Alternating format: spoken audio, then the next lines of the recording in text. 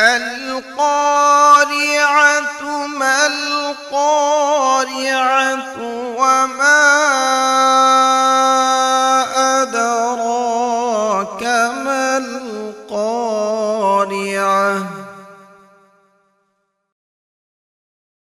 السلام علیکم ورحمۃ اللہ وبرکاتہ.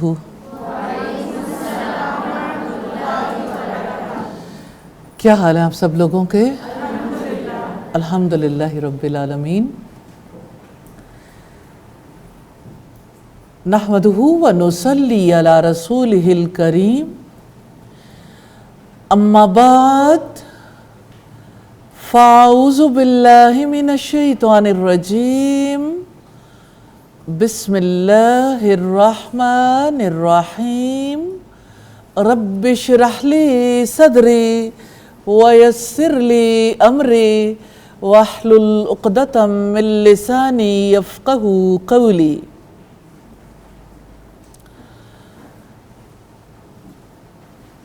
فتنے کا لفظ زبان پر آئے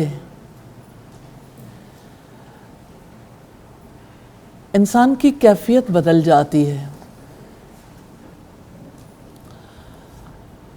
کون ہے جو کسی فتنے میں مبتلا ہونا چاہتا ہو؟ کون ہے جسے آزمائشیں پسند ہوں؟ لیکن اس دنیا میں سب چیزیں ہماری چوائس سے نہیں ہوتی ہیں. ہم سب بلیو رکھتے ہیں پری ڈیسائیڈڈ ہے، قرب قیامت کے دور میں ایسا ہونا ہے، اور ہم اینڈ آف ٹائم پہ پیدا ہوئے. یہ اللہ تعالیٰ کی تقدیر ہے کہ اس زمین پر زندگی کا یہ آخری وقت ہے. جو نشانیاں فتنوں کے دور کے بارے میں بتائی گئیں، ایک ایک کر کے وہ نشانیاں پوری ہوتی چلی جا رہی ہیں. صحیح ستہ میں جو احادیث فتنوں کے دور کے متعلق ہیں، انہیں ہم نے ایک کتاب کی صورت میں اکٹھا کیا، اور اسی کے توسط سے ہم دیکھیں گے کہ محمد رسول اللہ صلی اللہ علیہ وسلم نے فتنوں کے دور کے بارے میں کیا پیشین گوئیاں کی. پہلی حدیث ہے، اور اس حدیث کے بارے میں چاہیں تو اسے انفارمیشن سمجھ لیں، چاہے تو اسے نبی صلی اللہ علیہ وسلم کی جانب سے تنبیہ سمجھ لیں. جو تنبیہ سمجھے گا وہ اس پر غور و فکر کرے گا، کیونکہ انفارمیشن ٹیکنالوجی کا دور ہے، اور انفارمیشنز اتنی تیزی کے ساتھ ہم تک پہنچتی اور نکل جاتی کہ غور و فکر کرنے کا موقع نہیں ملتا. میں چاہوں گی کہ آپ سب لوگ اس بارے میں اپنی ذمہ داری محسوس کریں کہ محمد رسول اللہ صلی اللہ علیہ وسلم نے جو بات ارشاد فرمائی بغیر حکمت کے نہیں.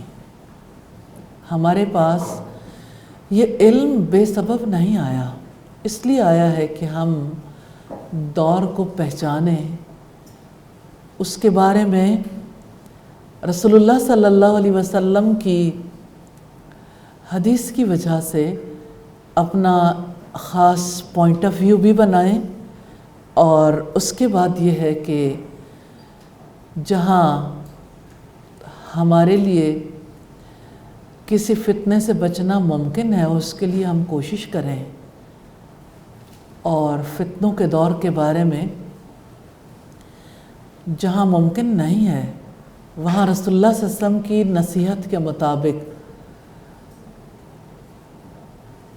فتنوں میں پڑنے کی بجائے کم از کم فتنوں سے دور بھاگنے کی کوشش ضرور کریں. تو آئیے دیکھتے ہیں پہلی حدیث میں رسول اللہ صلی اللہ علیہ وسلم نے کیا ارشاد فرمایا. عن ابی موسیٰ رضی اللہ تعالی عنہ، سیدنا ابو موسیٰ سے روایت ہے، قال قال رسول اللہ صلی اللہ علیہ وسلم، کہ کہتے کہ اللہ کے رسول صلی اللہ علیہ وسلم نے ارشاد فرمایا، امتی ہذہ امت مرحومہ، میری یہ امت مرحومہ ہے، لیس علیہا عذاب فی الآخرۃ، اس کو آخرت میں ہمیشہ رہنے والا عذاب نہیں ہوگا، عذابها فی الدنیا، ہاں دنیا میں اس کے لیے عذاب ضرور ہوگا، اور وہ عذاب کیا ہے؟ الفتن، فتنے، والزلازل، اور زلزلے، والقتل، اور قتل سے دوچار ہونا پڑے گا۔ ابو داؤد کی روایت ہے 4278 نمبر پر۔ لفظ توجہ طلب ہے، مرحومہ رحم سے ہے، یعنی یہ امت ایسی ہے جس پر رحم کیا جائے گا، یہ اللہ تعالیٰ کی جانب سے اس امت کے ساتھ خصوصی معاملہ ہے، اور نبی صلی اللہ علیہ وسلم نے اس کے توسط سے ہمیں آگاہ کیا ہے تاکہ ہم دنیا میں آنے والے فتنے، آزمائشیں، زلزلے اور قتل و غارت گری کو اللہ تعالیٰ کی تقدیر سمجھ کر برداشت کر سکیں۔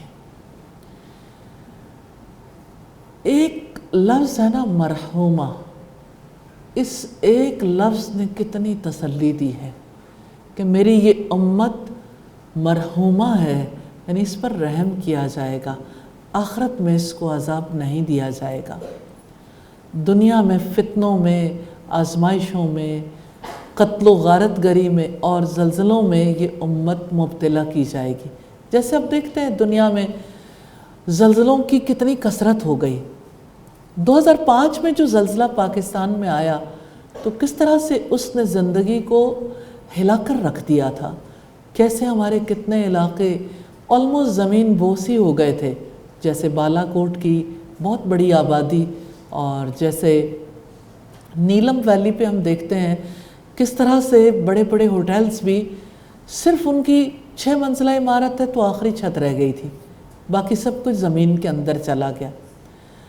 اور کس طرح سے اسلام آباد میں بڑے ٹاور زمین بوس ہو گئے تھے، اور یہی زلزلے آپ ترکی میں آنے والے زلزلے کو دیکھیں اور مختلف علاقوں میں آنے والے زلزلے کو دیکھیں تو اس سے پتہ چلتا ہے کہ زلزلوں کی کثرت تو ہے، اور جہاں تک قتل و غارت گری کا تعلق ہے کس قدر آسان ہو گئی۔ آج وہ دور ہے جہاں پہ ایک بیٹی اپنے باپ کو قتل کر دیتی ہے، ایک بیٹا اپنے باپ کے بارے میں کیا نقطہ نظر رکھتا ہے، یہ ڈھکا چھپا معاملہ نہیں رہ گیا، لوگوں کے اندر برداشت کم ہو گئی ہے۔ اگر آپ جنرلی دیکھیں تو تب بھی آپ دیکھیں گے کسی سگنل پر تھوڑی دیر کے لیے رکے ہیں لیکن گاڑیاں چلتے ہوئے تھوڑا سا موو کرنے لگے ہیں تو آپ ایک دم شور سنتے ہیں کہ پیچھے والوں کی برداشت ختم ہو چکی۔ ایسا کیوں ہے؟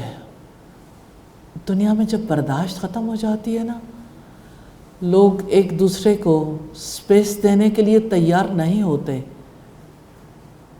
تو پھر زندگی کا ختم کرنا معمول بن جاتا ہے۔ اور آپ جانتے ہیں کچھ گیمز ایسی ڈیزائن کی گئیں اور بنائی گئیں جس کی وجہ سے چھوٹے بچوں کے اندر خودکشیاں عام ہو گئیں، جیسے پب جی، اور اسی طرح سے اس سے پہلے کی بہت ساری گیمز ہیں۔ ایک خبر آتی تھی دبئی سے کہ کسی نے اوپر سے چھلانگ لگا دی، دوسری خبر کسی اور علاقے سے آتی تھی، تو اس گیم پہ پابندی عائد ہو گئی۔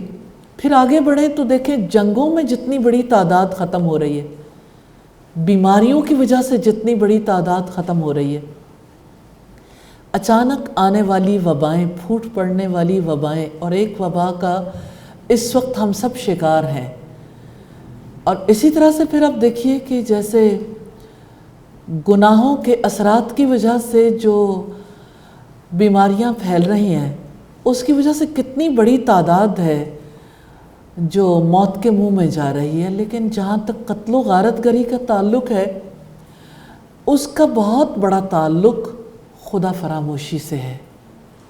تو قرب قیامت کے دور میں زلزلے تو رب کی جانب سے آئیں گے لیکن انسانوں کے گناہوں کی پاداش میں، اور قتل و غارت گری جو انسانوں کی جانب سے ہوگی تو یہ خدا فراموشی کی وجہ سے اور اپنے آپ کو رسپانسبل اور اکاؤنٹیبل نہ سمجھنے کی وجہ سے۔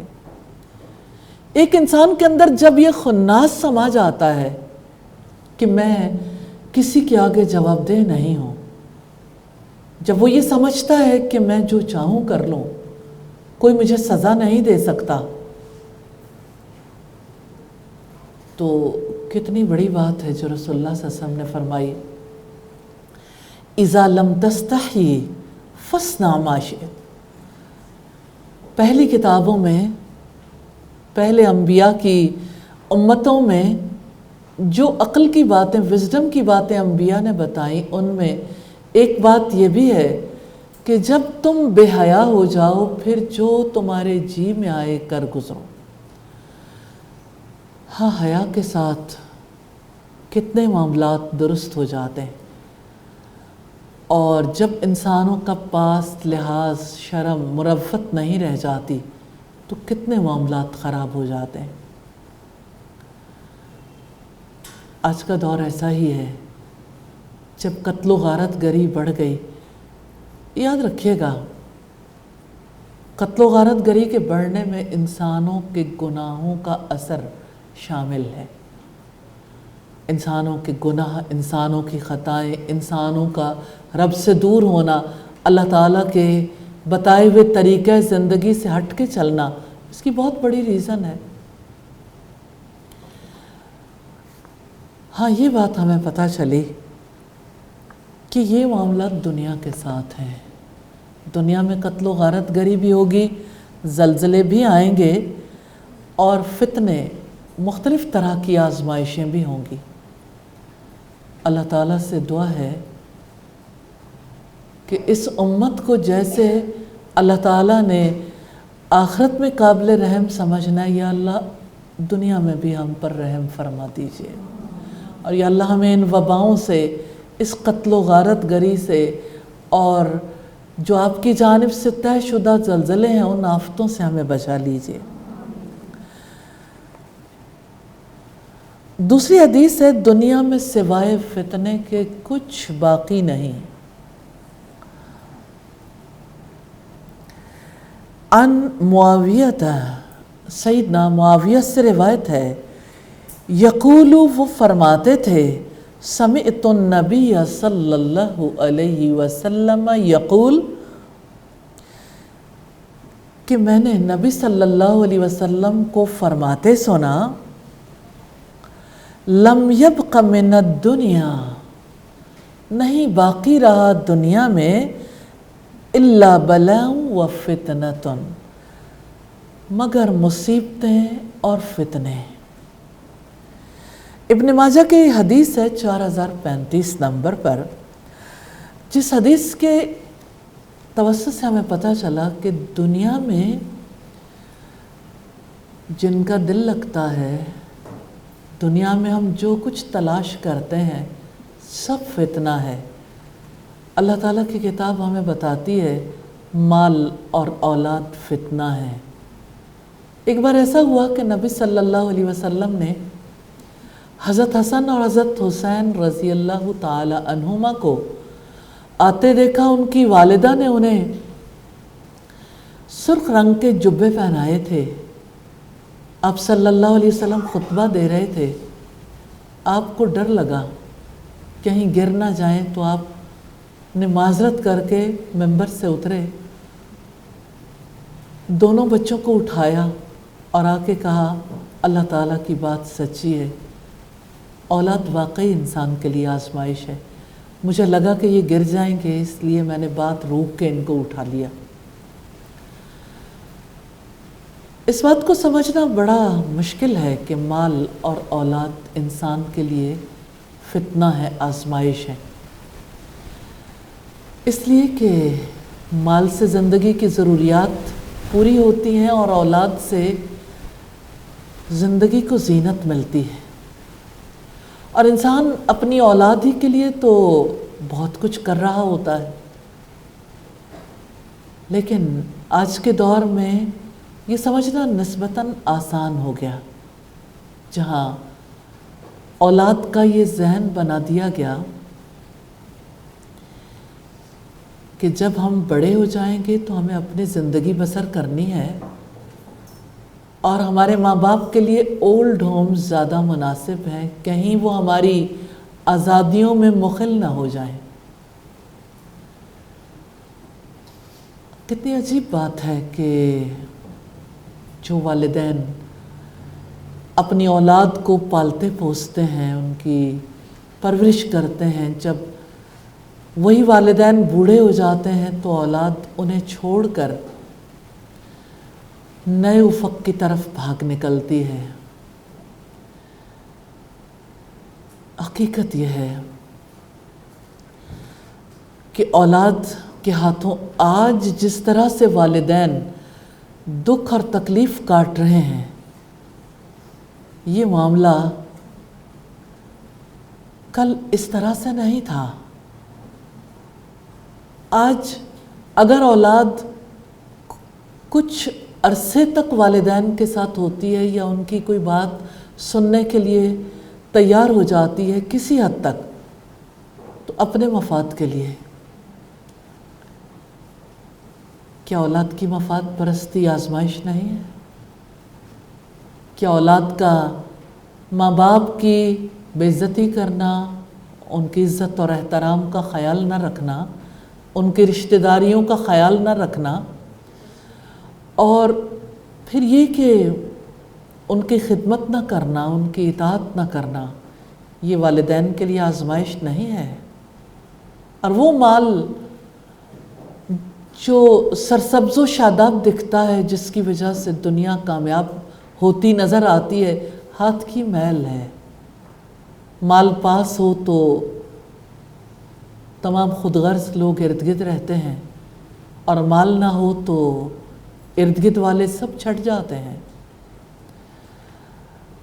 جیسے مال اور اولاد آزمائش ہے نا، اسی طرح سے انسان کے لیے کتنی چیزیں آزمائش بن گئیں۔ کیا آج کا نظام تعلیم آزمائش نہیں ہے؟ کیا اس نظام تعلیم کے توسط سے ایسے افراد تیار نہیں ہو رہے جو اپنے رب ہی کا انکار کر دیتے ہیں؟ ہمارے اسکولز کی کتنی چینز ہیں جو ایتھیسٹ پروڈیوس کر رہی ہیں، کیا یہ آزمائش نہیں ہے؟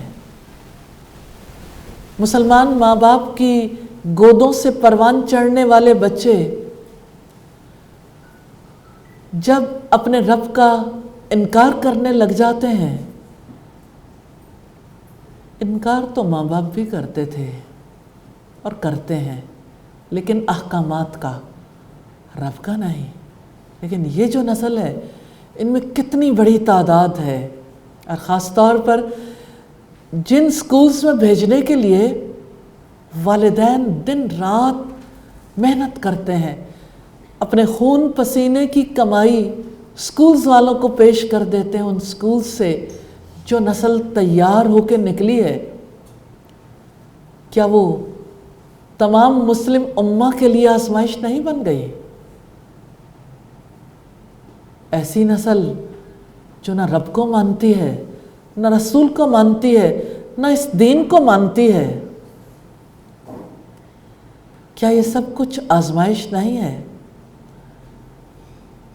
اللہ کے رسول صلی اللہ علیہ وسلم نے کتنی صدیاں پہلے یہ پیشین گوئی کر دی تھی، قرب قیامت کے دور میں فتنوں کے سوا کچھ باقی نہیں رہے گا، مصیبتیں اور فتنے، آزمائشیں اور فتنے۔ اور اب دیکھیے کہ اس آزمائش کو اگر آپ دیکھنا چاہیں جتنے پرت کھولیں گے اتنی ہی باتیں نکلتی چلی آئیں گی۔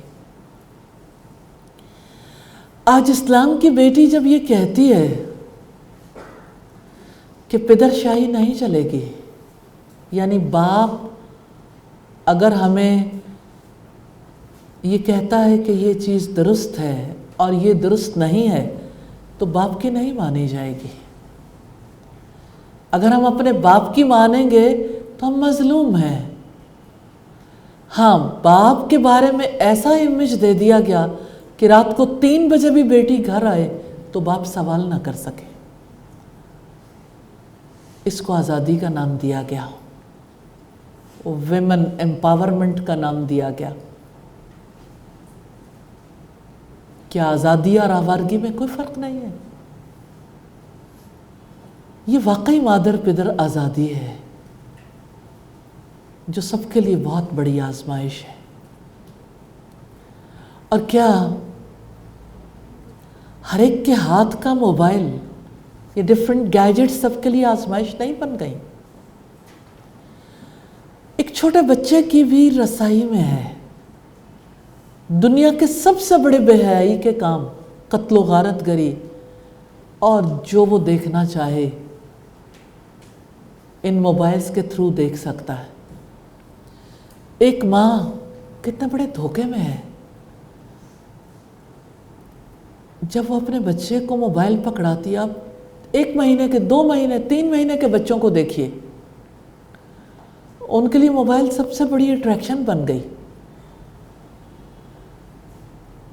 اس موبائل کے تھرو بڑا اچھا تو لگتا ہے کہ سب لوگ آپس میں ویل کنیکٹڈ ہیں، دور بیٹھے ہوئے بھی ایک دوسرے سے ویڈیو کال کر رہے ہیں، لیکن آپ اس مائنڈ کو دیکھیے جو اس موبائل سے متاثر ہو رہا ہے، اور آپ چھوٹے چھوٹے بچوں کو دیکھیے کہ وہ کیا چیزیں دیکھتے ہیں اور کیسے ان کا ذہن بن رہا ہے۔ کیا یہ سب کچھ آزمائش نہیں؟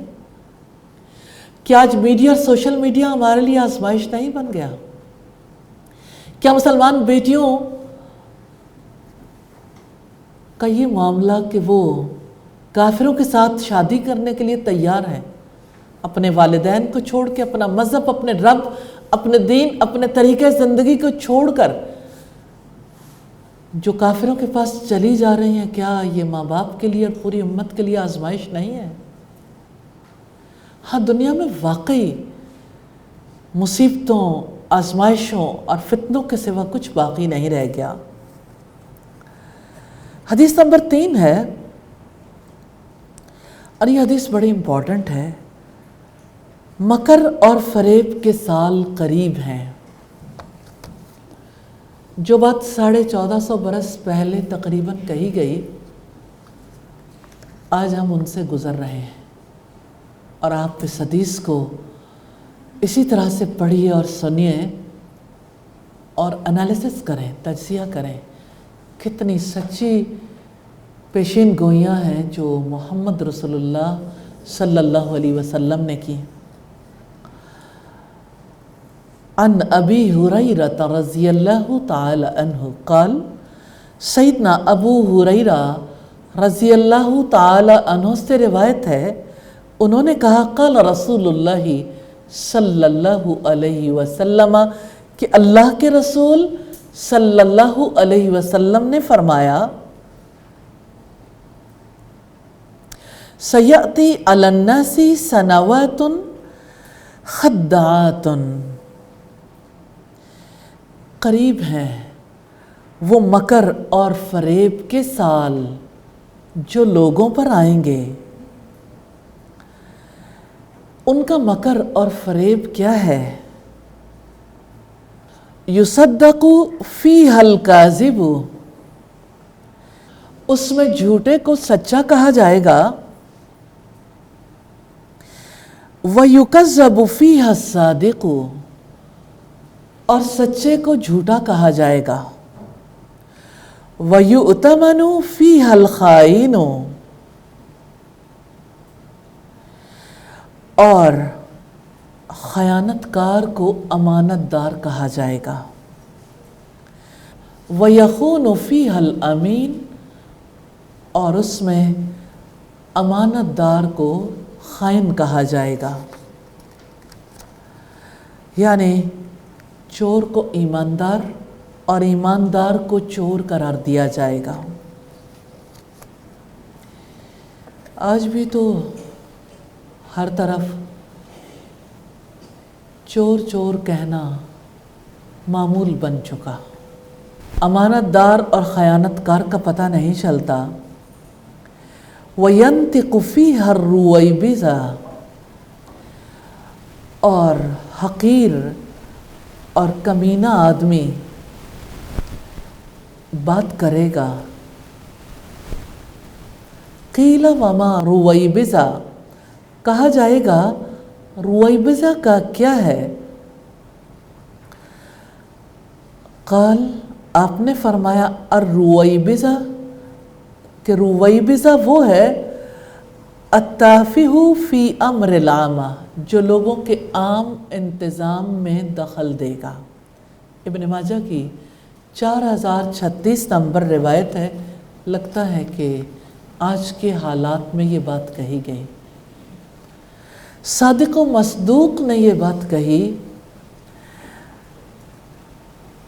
کہ عنقریب مکر و فریب کے سال آئیں گے، اور ہم ان سالوں سے گزر رہے ہیں جہاں چور کو امانت دار اور امانت دار کو چور کہا جائے گا۔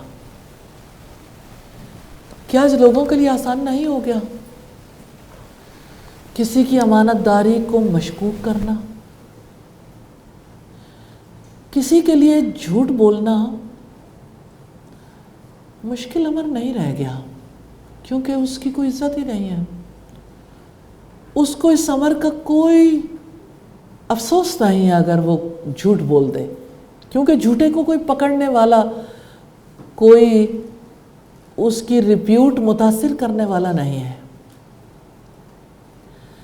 کسی کو اس سے کوئی غرض نہیں کہ کوئی جھوٹ بولتا ہے یا سچ، کوئی امانت دار ہے یا خیانت کار۔ چلیے میں آپ سے پوچھنا چاہتی ہوں، اگر کسی نے اپنی بیٹی کی شادی کرنی ہو اور لڑکا جو ہے وہ کافی مالدار ہو، تو کیا کوئی تحقیق کرنا چاہتا ہے کہ یہ نماز پڑھتا ہے یا اس نے مال کہاں سے کمایا؟ کسی کو ضرورت فیل نہیں ہوتی۔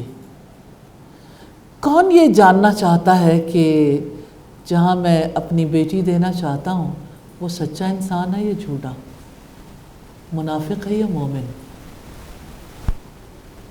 کیا ہم ایسے ماحول میں نہیں رہ گئے جہاں سچائی مشکوک ہو گئی، جہاں جھوٹ کو عزت مل گئی؟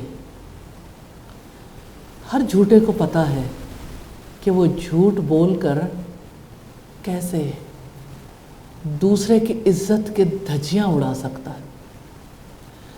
کیا ہمارا میڈیا اس سلسلے میں اہم کردار ادا نہیں کر رہا؟ یعنی میڈیا پرسنز نے اپنے آپ کو ایک ایسے مقام پر رکھا ہے جہاں ان کو کوئی بھی ہائر کر سکتا ہے، برائب کر سکتا ہے۔ کیا ایڈورٹائزنگ ایجنسیز سچی بات لوگوں تک پہنچاتی ہیں؟ انہیں تو لوگوں کا بزنس بڑھانا ہے، سچ جھوٹ ان کے لیے معنی نہیں رکھتا۔ حیا اور بے حیائی ان کے لیے بالکل ایسی ٹرمز ہیں جو وہ اپنے کسی احاطہ خیال میں بھی لانا نہیں چاہتے۔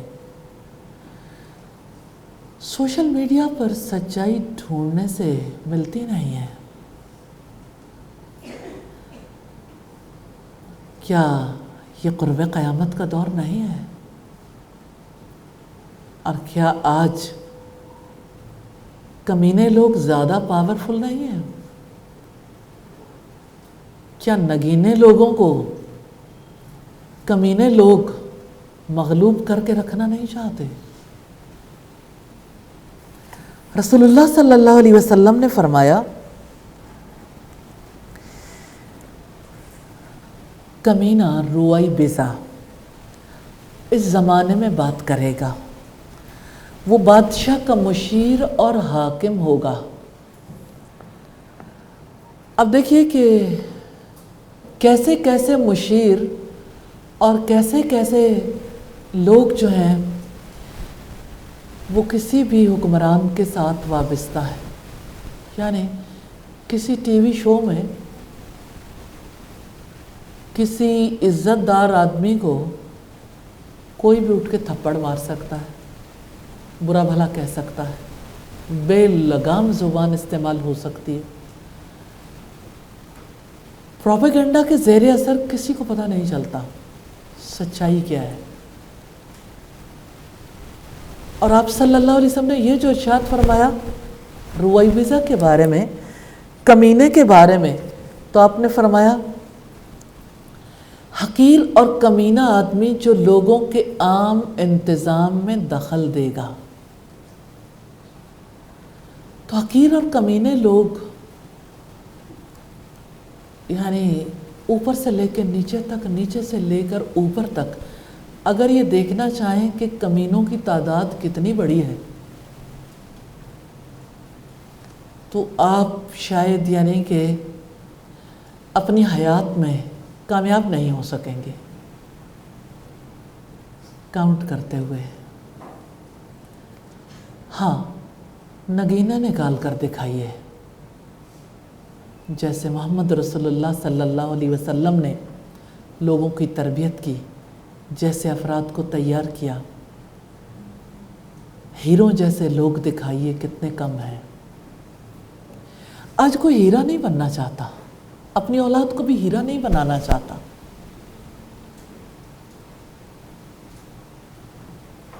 کوئلہ بنانے میں کسی کو افسوس ہی نہیں ہے، سب جو کوئلے ہیں. ایک بھاگ دوڑ کا سلسلہ جاری ہے. کیا آج لوگوں کے عام انتظام میں مداخلت کرنے والے لوگ شرفاء ہیں؟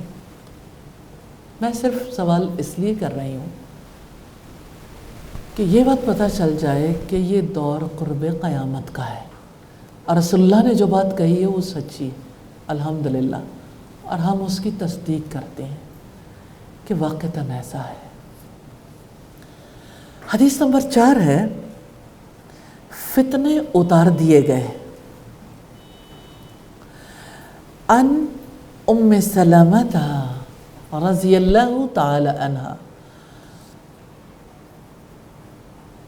سیدہ ام سلمہ رضی اللہ تعالی عنہ سے روایت ہے، ان النبی صلی اللہ علیہ وسلم، بے شک نبی صلی اللہ علیہ وسلم، استیقظ لیلتاً، ایک رات بیدار ہوئے، فقال، تو آپ نے فرمایا، سبحان اللہ، اللہ تعالیٰ پاک ہے، ماذا انزل اللیلۃ من الفتنۃ،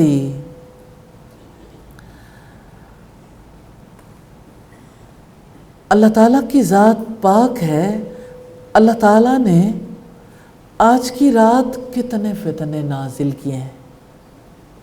ماذا انزل، کیا کچھ اتارا گیا، اللیلۃ، رات کو، من الفتنہ، فتنے میں سے، ماذا انزل من الخزائن،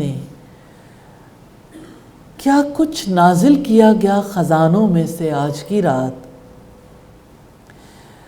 من یوقظ صواحب الحجرات، کون ان حجرے والیوں کو بیدار کرے گا. یا رب کاسیات فی الدنیا عاریۃ فی الآخرہ، کتنے ہی باریک کپڑے پہننے والیاں آخرت میں ننگی ہوں گی. حدیث کے حوالے سے اہم باتیں ہیں. پہلی بات یہ ہے، نبی صلی اللہ علیہ وسلم کی بیداری ہے، اور بیداری پر آپ کا یہ کہنا سبحان اللہ کہ نقص سے پاک تو اللہ کی ذات ہے، کہ باقی سب نقص والے ہیں. کہ آج کی رات کتنے فتنے نازل کیے گئے اور کتنے خزانے نازل کیے گئے. اور آپ نے فرمایا کہ ان حجرے والیوں کو کوئی بیدار کیوں نہ کرے۔ آپ کی مراد یہ تھی کہ ازواج مطہرات اٹھیں اور نماز ادا کریں، یعنی تہجد ادا کریں۔ پھر آپ نے جو بات بتائی کہ کتنی ہی باریک لباس پہننے والیاں ایسی ہوں گی جو آخرت میں برہنہ ہوں گی، ننگی ہوں گی۔ اس حدیث سے یہ پتہ چلتا ہے کہ لباس بھی بہت بڑا فتنہ ہے، اور آپ میں سے کون نہیں جانتا باریک لباس کی وجہ سے کیسے عورت مردوں کے لیے فتنہ بن جاتی ہے، شیاطین کے لیے مواقع پیدا کر دیتی ہے۔ آج کا دور باریک لباس سے بہت آگے گزر گیا، کیونکہ کتنی ہی خواتین ہیں جن کے لیے لباس معنی نہیں رکھتا، لباس کے کوئی معنی نہیں ہے، تن ڈھانپنا ان کا مطلوب ہی نہیں ہے۔ چلیے بالکل شرفاء کے گھرانوں میں دیکھتے ہیں، ٹخنوں سے اوپر ٹراؤزر یا شلوار چلی جائے، اگر کسی مولوی کی شلوار اوپر ہو یا رسول اللہ کی سنت کے مطابق مرد اگر شلوار اونچی کریں یا ٹراؤزر یا پینٹ اوپر کریں تو سب کو بہت برا لگتا ہے، طبیعت خراب ہونے لگتی ہے لوگوں کی۔ لیکن یہ کیا، نوجوان لڑکیاں، بچیاں، خواتین، بزرگ عورتیں، ہمارا دشمن کتنا کامیاب ہے۔ ٹخنے ڈھانپنا تو آج دیندار لوگ بھی اپنی ضرورت محسوس نہیں کرتے، معذرت کے ساتھ۔ کبھی یہ کہا جاتا ہے کہ یہاں تو صرف خواتین ہی ہیں، جب باہر نکلیں تو کہتے ہیں خواتین کے لیے پہنے تھے، اب باہر مرد ہیں تو اب کیا ہو سکتا ہے، اور باقی لوگ تو اس کی ضرورت ہی محسوس نہیں کرتے کہ اس سے کیا فرق پڑتا ہے۔ کبھی آپ نے سوال کے پیچھے جھانک کے دیکھا اس سے کیا فرق پڑتا ہے، یعنی آپ کے ایمان کو کوئی فرق ہی نہیں پڑتا، اللہ تعالیٰ کے حکم کی نافرمانی سے کسی کو کوئی فرق ہی نہیں پڑتا۔ اور آج اسلام کی بیٹیاں ہیں ٹخنوں سے اوپر، لیگز، پھر گھٹنوں سے اوپر، اور پھر بالکل شارٹس، چھوٹی شارٹس پہن کے اپنے آپ کو خطرے سے باہر محسوس کرتی ہیں۔ بازو ڈھانپنا، سینہ ڈھانپنا، اپنی ذمہ داری خیال نہیں کرتی۔ میں ایک دفعہ گلبرگ کالج میں گئی تو مجھے وہاں کی پرنسپل کہتی ہیں کہ مجھے حیرت ہے ماں باپ پر، جن کے سامنے ان کی بیٹیاں نکل کر آتی ہیں، پھر بعد میں وہ شکوہ کرتے ہیں کہ ہماری بیٹی کی آپ نے حفاظت نہیں کی، وہ فلاں کے ساتھ چلی گئی، فلاں کے ساتھ چلی گئی۔ کالج سے گئی تھی تو جب وہ کہتے ہیں کہ میں بچی کے واپس آنے پر جب اسے بلاتی ہوں اور اسے پہلی رات کی دلہن کی طرح تیار ہوئے دیکھتی ہوں، تو پھر میں پیرنٹس کو بلا کے کہتی ہوں کہ یہ آپ کے سامنے ہی نکلی تھی، ان حالات میں آپ نے اسے کالج بھیجنا تھا۔ تو اب آپ دیکھیں تعلیمی اداروں میں سے جو سینسٹیو لوگ ہیں یا جو اللہ تعالیٰ کا کچھ خوف رکھنے والے لوگ ہیں، وہ اگر کسی کے سامنے، پیرنٹس کے سامنے یہ بات رکھیں تو پیرنٹس مائنڈ کرتے ہیں۔ ایک یونیورسٹی کا واقعہ، کسی نے مجھے پرائیویٹ یونیورسٹی کا واقعہ بتایا کہ وہاں ایک بچی جب آتی تھی تو اس کا لباس بہت زیادہ، یعنی لڑکوں کو بہت زیادہ متاثر کر رہا تھا، تو ان کے پیرنٹس کو جب بلایا گیا تو انہوں نے کہا کہ میں نے بیٹی اس لیے یہاں داخل نہیں کروائی کہ آپ اس سے یہ توقع رکھیں، اس کا جسم ہے، اس کی مرضی ہے۔ کس کا جسم، کس کی مرضی؟ جس نے جسم دیا اس کی مرضی۔ فرق تو اتنا ہی ہے۔ اپنے بدن پر اگر کوئی اللہ تعالیٰ کا حق تسلیم نہیں کرتا تو ظاہر ہے پھر وہ کچھ بھی کہہ سکتا۔ اذا لم تستحی فاصنع ما شئت، جب تم بے حیا ہو جاؤ تو جو جی میں آئے کر گزرو۔ آج یہ حدیث ہم نے اس لیے نہیں پڑھی محض کہ قرب قیامت کی علامات میں سے، آج تو آپ کو عہد کرنا ہوگا اپنے رب سے، اپنے لباس کے بارے میں اللہ تعالیٰ کی عائد کردہ پابندی کو قبول کرنا ہوگا۔ یہ کسی انسان کا مطالبہ نہیں ہے۔ لباس کا جو لباس کے لیے اصول اللہ تعالیٰ نے دیے، ڈریس کوڈ ہے اسلام کا، خواتین کے لیے بھی مردوں کے لیے بھی۔ اور پھر آپ دیکھیں ہائیسٹ سٹیج جو ایک خاتون کے لیے ہے نا کہ وہ مکمل حجاب میں ہو، پھر یہ کہ حجاب سے نیچے آتے آتے اگر کوئی صرف ہیڈ اسکرف لے رہا ہے لیکن پورے طریقے سے جسم کو ڈھانپا ہوا ہے تو اس سے بہتر ہے جس نے اپنے جسم کو ڈھانپا نہیں ہے۔ اور جسم کو نہ ڈھانپنے والوں کی بھی کئی قسمیں ہیں۔ ایک وہ ہے جو جسم کو ڈھانپتا نہیں ہے لیکن اس کا جسم جھلکتا نہیں ہے، اور کوئی ایسا ہے جس کا جسم جھلکتا ہے لیکن وہ ننگا نہیں ہے۔ آج تو ایسے دور سے ہم گزر رہے ہیں جہاں اپنے جسم کے بارے میں کسی کو احساس ہی نہیں ہے کہ اس کو کس کے سامنے اوپن کیا جا سکتا ہے اور کس کے سامنے اوپن نہیں کیا جا سکتا۔ تو آج اپنے رب سے وعدہ کر لیجئے، آپ اسلام کے ڈریس کوڈ کے بارے میں ضرور پڑھیں گے، سمجھیں گے اور انشاءاللہ اس کے مطابق چلیں گے جو رب چاہتا ہے، اور انشاءاللہ اپنے گھرانوں میں بھی اس ڈریس کوڈ کو رواج دینے کی کوشش کریں گے انشاءاللہ۔ حدیث نمبر 5 ہے، فتنے بارش کے قطروں کی طرح تمہارے گھروں میں داخل ہو رہے ہیں۔ عن اسامہ بن زید رضی اللہ عنہما، سیدنا اسامہ بن زید رضی اللہ تعالی عنہما سے روایت ہے، قال انہوں نے کہا نبی صلی اللہ علیہ وسلم چڑھے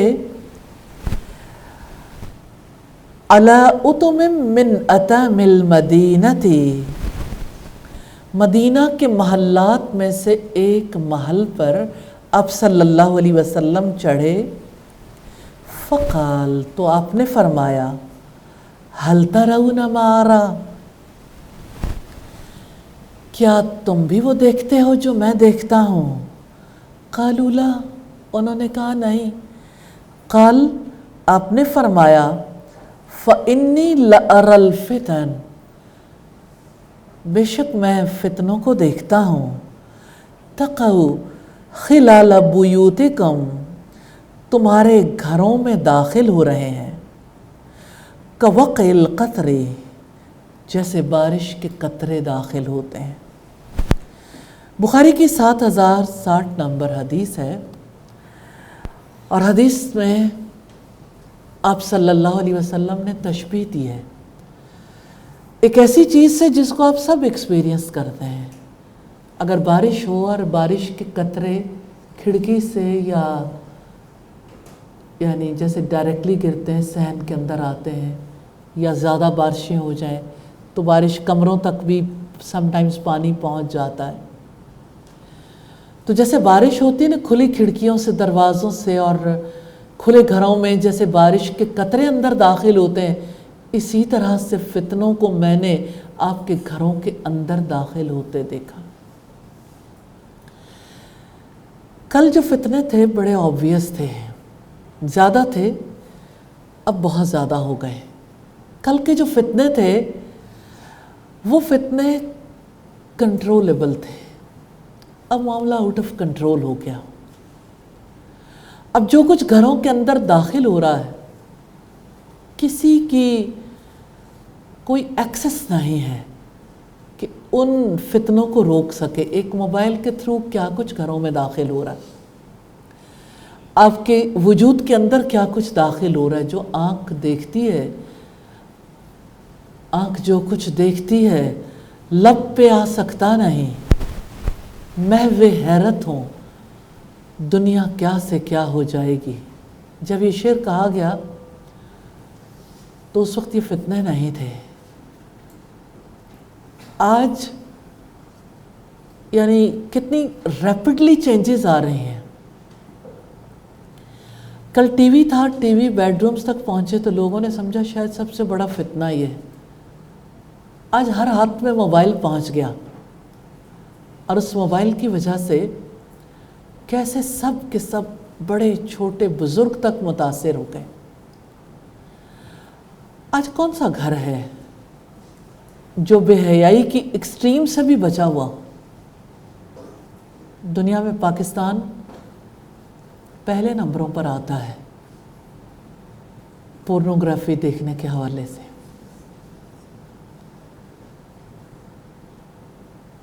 جو کچھ ملاحظہ کیا جاتا ہے کیا اس کا قلب و ذہن پہ اثر نہیں ہوتا؟ اتنا بڑا فتنہ ہے جس سے بچنا ممکن ہی نہیں.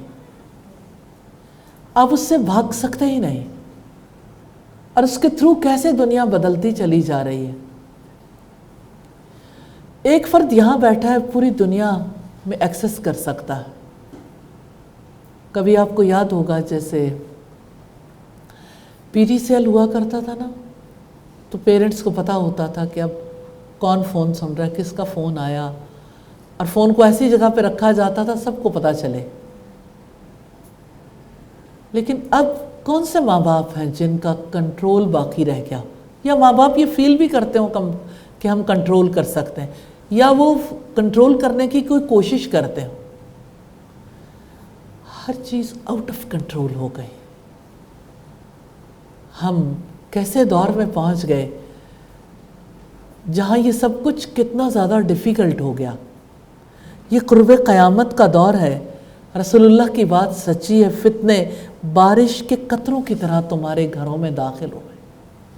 لیکن اب دیکھیے بارش کا کتنی زیادہ ہو، کیا آپ بارش سے بچاؤ کے لیے کچھ نہیں کرتے؟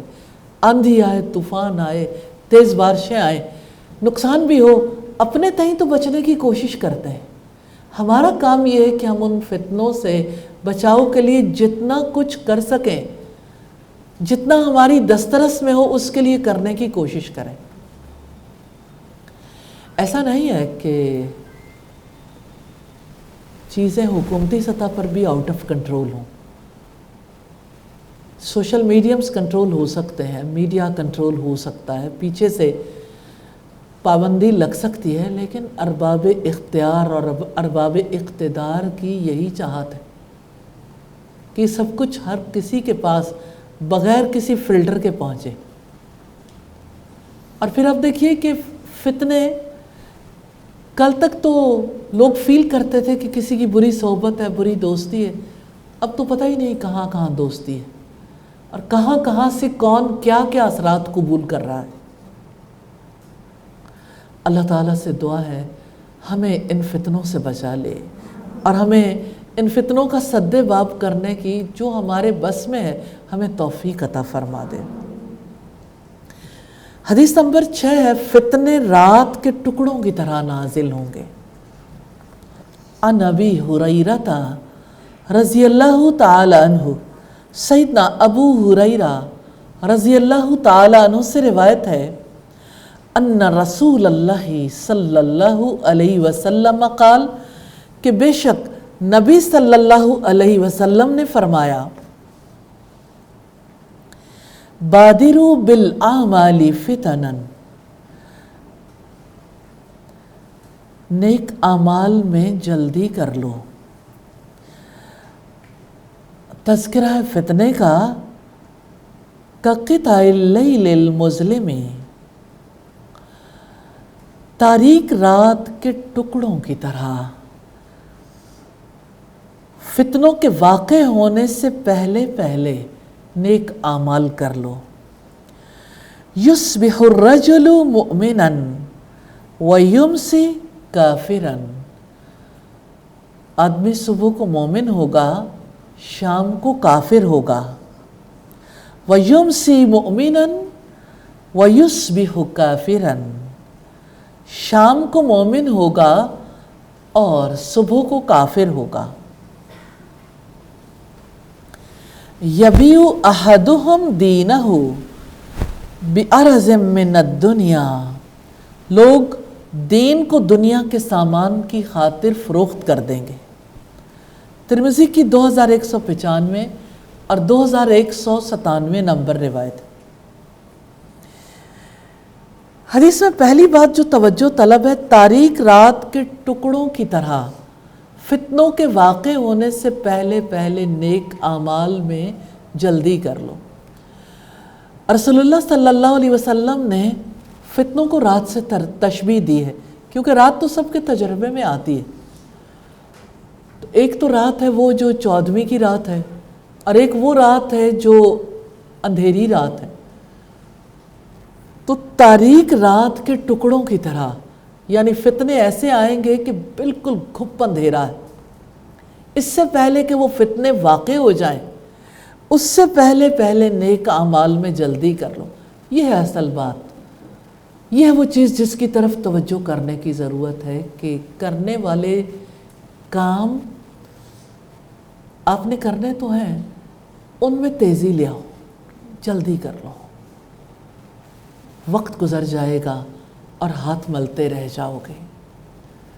جب فتنے تمہارے گھروں میں داخل ہو گئے، جب فتنوں نے تمہیں ڈھانپ لیا، جب فتنوں کا تمہیں ادراک بھی نہ ہوا، تو نیک عمل کرنے کا موقع نہیں ملے گا۔ دیکھیے رشیا میں کیا ہوا۔ ایک صاحب لکھتے ہیں کہ میں رشیا کی اسٹیٹس میں سے ایک اسٹیٹ میں گیا، اور یہ چیچنیا تھا جہاں پر وہ گئے۔ تو کہتے ہیں کہ میں نے لوگوں سے کہا کہ، یعنی جب میں ملا لوگوں سے تو انہیں کہا کہ کیا آپ لوگوں کے پاس قرآن ہے؟ تو انہوں نے کہا نہیں، لیکن لوگوں نے بتایا کہ قرآن یاد ہے۔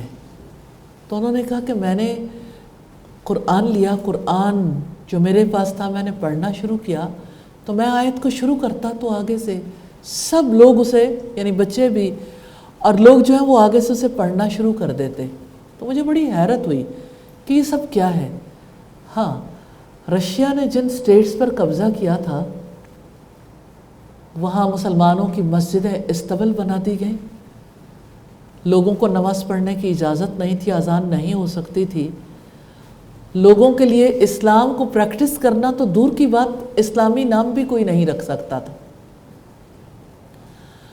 لوگوں کے لیے یعنی یہ بات بڑی عجیب تھی کہ کوئی مسجد میں جا کے نماز ادا کر لے، لیکن انہوں نے اپنی جنریشنز کی فکر کی، انہیں اتنے برے حالات میں بھی قرآن حفظ کروایا، اتنے برے حالات میں بھی اس کے لیے انہوں نے کسی حد تک تھام کے رکھنے کی کوشش کی، لیکن سب کچھ ان کے ہاتھ میں نہیں تھا، کیونکہ ہر چیز بدل چکی تھی۔ نہ وہ ڈریس اپنی مرضی سے پہن سکتے تھے، نہ وہ اپنے مسلمان بچوں کے نام اسلامی رکھ سکتے تھے، نہ انہیں اسلامی شاعر سکھا سکتے تھے۔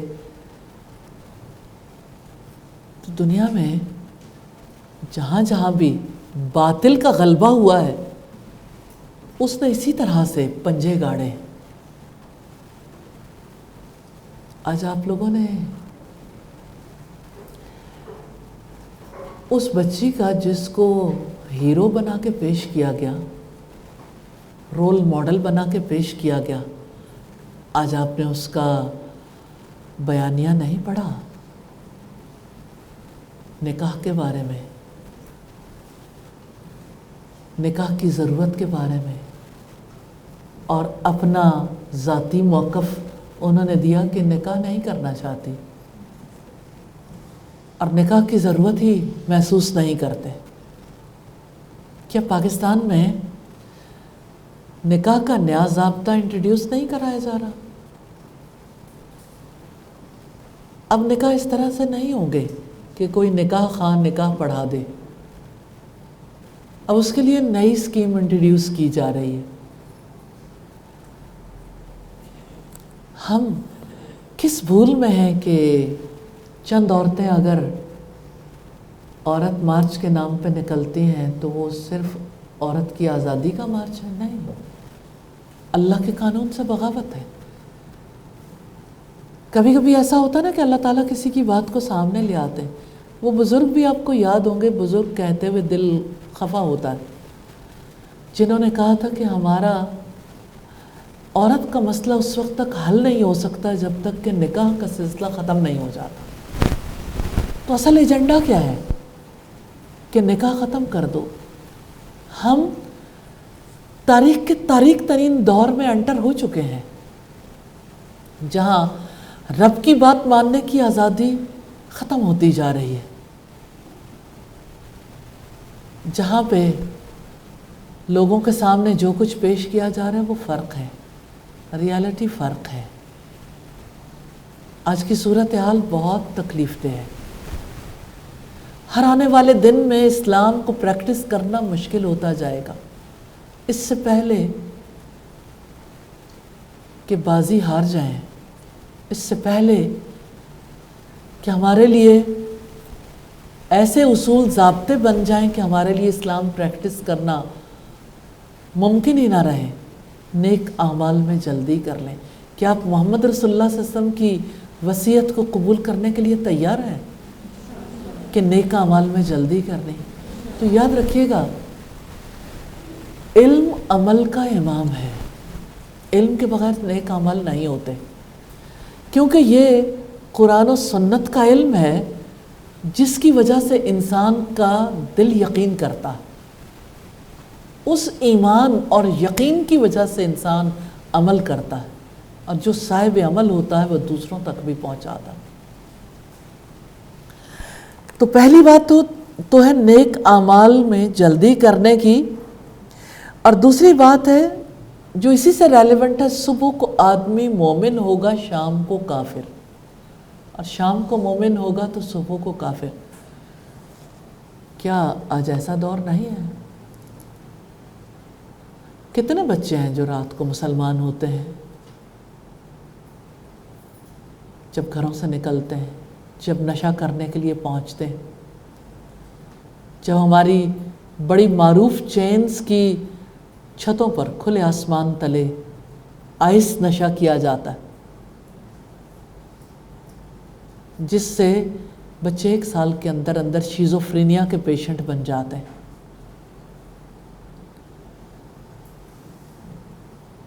ذرا دیکھیے تو صحیح، ان میں سے کتنے بچے ہیں جن کو نماز آتی ہے، جنہوں نے کبھی زندگی میں 1 بار نماز پڑھی ہو؟ کتنے بچے ہیں جو اس بات کا یقین رکھتے ہیں کہ ہم نے جہان سے چلے جانا؟ بزرگ بھی دیکھ لیں، جوان دیکھیں، بچے دیکھیں، کتنی آسانی کے ساتھ لوگ اس بات کا تذکرہ کرتے ہیں. بچے کل تک اور تھے، آج ان کی صورتحال کتنی فرق ہو گئی. آج ایک بچی اٹھتی ہے، اس کے لیے کتنا ایزی ہے، کیوں یہ کہتی کہ میں نے اپنی دوست کو چھوڑ دیا، کیونکہ اس نے زنا کر لیا ہے. میں نے اس بچی سے سوال کیا، کیا اس کے پیرنٹس، باقی لوگوں نے کچھ نہیں کہا؟ کیوں برملا سب کے سامنے اعتراف کرتی ہے کہ یہ میرا رائٹ ہے، میرا جسم میری مرضی. والد کی اپنی بھی ایسی صورتحال ہے، والدہ کا انتقال ہو چکا، اور ویمن امپاورمنٹ کا دور ہے. یہ امپاورڈ کیا چیز ہو رہی ہے، حیا یا بے حیائی؟ کیا آپ اس بات کا ادراک کر سکتے ہیں کہ یہ امپاورمنٹ زنا کے لیے ہے؟ کہنا کتنا ڈیفیکلٹ ہے نا، لیکن ریئلی پاکیزگی کو ختم کرنے کے لیے چادر اور 4 دیواری سے عورت کو کیوں نکالا گیا؟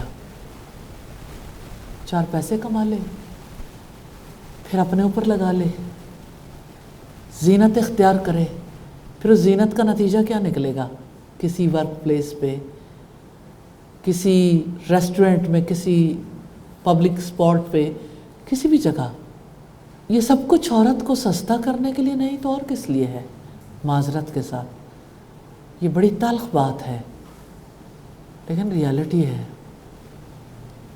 ایسے میں جو فرد جس درجے کی برائی کر رہا ہے، کیا وہ اپنے آپ کو کافر سمجھتا ہے؟ آپ کی یونیورسٹیوں میں جو کو ایجوکیشن ہے وہ اچھا مسلمان بنانے کے لیے ہے، پاکیزگی سکھانے کے لیے ہے۔ کو ایجوکیشن کا مقصد کیا ہے؟ عورت اور مرد کو قریب رکھنا، لڑکی اور لڑکے کو قریب رکھنا، کیا پاک دامن بیویاں بنانے کے لیے ہے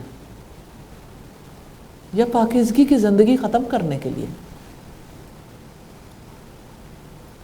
رک کے سوچئے گا ضرور۔ جتنے پیرنٹس یونیورسٹیز میں بچوں کو بھیجتے ہیں، اور کون نہیں بھیجتا، ان میں سے کون ہے جو یہ سمجھتا ہے کہ یہ اس کے ایمان کو کوئی خطرہ ہے؟ صبح کو مومن شام کو کافر کی بات سے تھوڑا بات آگے نکل گئی ہے، کیونکہ صبح کو بھی کوئی مومن نہیں ہوتا۔ فجر کی نماز کون اپنے لیے ضروری خیال کرتا ہے؟ کتنے کم لوگ رہ گئے نا۔ میں یہ بات صرف اس لیے سامنے آپ کے رکھ رہی ہوں کہ ذمہ داری کتنی بڑھ جاتی ہے، کیونکہ جب پوری سوسائٹی کے لیے ورک نہیں کیا جاتا، لوگ نیکی کا حکم نہیں دیتے، برائی سے نہیں روکتے، تو پھر اسلام اور کفر آپس میں مل جاتے ہیں۔ پھر کسی کو اسلام پر، مسلمان ہونے پر فخر نہیں ہوتا، لوگ اپنا اسلام چھپاتے پھرتے ہیں۔ کہ ایسا نہیں ہے کہ ہمارے مسلمان بہن بھائی گوروں سے متاثر ہیں، ان کو اچھا سمجھتے ہیں، ان کے اخلاق اچھے سمجھتے ہیں، ان کے معاملات اچھے سمجھتے ہیں، ان کے طور طریقے اپنانا چاہتے ہیں، ان کا ڈریس کوڈ اپنانا چاہتے ہیں، ان کے جیسا ہی بن جانا چاہتے ہیں، انہی کے پاس رہنا چاہتے ہیں۔ ایسا نہیں ہے؟ من تشبہ بقوم فہو منہم، جو کسی قوم کی مشابہت اختیار کرتا ہے وہ تو انہی میں سے ہوتا۔ اور آپ صلی اللہ علیہ وسلم نے فرمایا، لوگ دین کو دنیا کے سامان کی خاطر فروخت کر دیں گے۔ کیا یہاں بھی دین بکتا ہے؟ جب کوئی جھوٹ بولتا ہے، جب کوئی خیانت کرتا ہے، جب کوئی غنڈہ گردی کرتا ہے، تو کیا دین نہیں بکتا؟ جب ایک اسلام کی بیٹی بے پردہ باہر نکلتی ہے تو کیا دین کا سودا نہیں کرتی دنیا کے لیے؟ کیا جب ماں باپ کو ایجوکیشن میں بھیجتے ہیں، کیا جب سود کا کاروبار ہوتا ہے، کیا جب شراب پی جاتی ہے، کیا جب بچوں کو میوزک کلاسز دی جاتی ہیں، بچوں کو جب ڈانس سکھایا جاتا ہے، انہیں سکولز کے اندر نماز کے لیے جگہ نہیں دی جاتی کہ اگر کوئی نماز پڑھنا چاہے تو اس کو نماز کے لیے جگہ دے دی جائے۔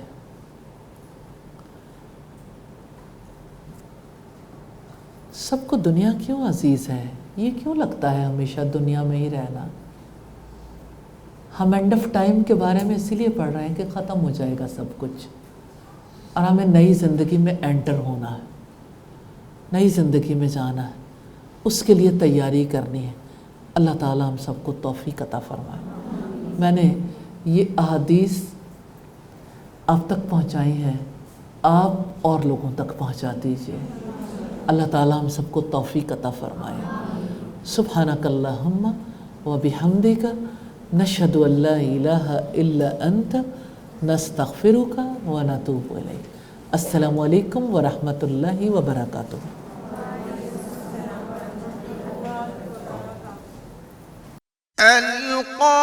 القارعة ما القارعة وما أدراك ما القارعة يوم يكون كالفراش المبثوث